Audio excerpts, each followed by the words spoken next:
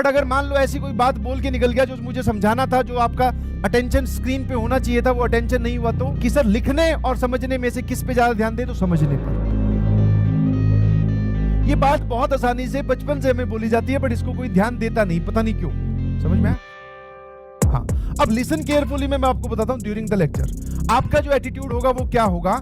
आप होगा सर सामने देख रहे होंगे, फटाफट सर ने जो लिखा वो मैं भी लिख लेता हूं अपनी कॉपी में। समझ में आया? ड्यूरिंग द लेक्चर आपका ये होगा, लिख लेता हूं, बाद में ना लिखना पड़े।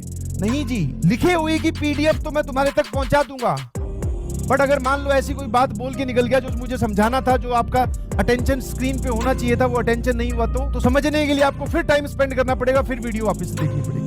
तो सबसे पहली चीज है कि सर लिखने और समझने में से किस पे ज्यादा ध्यान दे, तो समझने पर। सर लिखने वाला काम नोट्स कैसे बनाएं, ये आपका जो है एरर या फिर ये वाला जो डाउट है, ये पूरे सेशन चलता रहेगा। सर नोट्स कैसे बनाएं, आप जरा देखना, आपने एक सवाल लिखवाया जिसकी स्टेटमेंट थी 4 लाइन की, उसके ऑप्शंस थे सर बड़े बड़े। मान लो इंटीग्रेशन की बात करता हूं, ये एक सवाल दिया और उसके ऑप्शन थे बड़े बड़े। अगर मैं भी लिखने बैठूं तो मुझे 10 मिनट चाहिए बेटा इसको लिखने के लिए कॉपी। तो सवाल लिखने पड़ेंगे जी, बिल्कुल। आप ऐसे थोड़ी नोट्स बनाओगे, थ्योरी लिख ली, सवाल गायब ही है। सवाल ढूंढने के लिए सर हम फिर क्लिक करके पीडीएफ तक जा रहे हैं। इतना प्रोसेस को डिफिकल्ट मत कीजिएगा, ये आपके हाथ में है, तो आपको ये लिखना तो पड़ेगा। सर ड्यूरिंग द लेक्चर लिख सकते हैं भाई साहब, ड्यूरिंग द लेक्चर लिखना, समझना, इसका सॉल्यूशन भी नोट करना, उस लेवल का सर हिट करना दिमाग, इतना पॉसिबल नहीं है।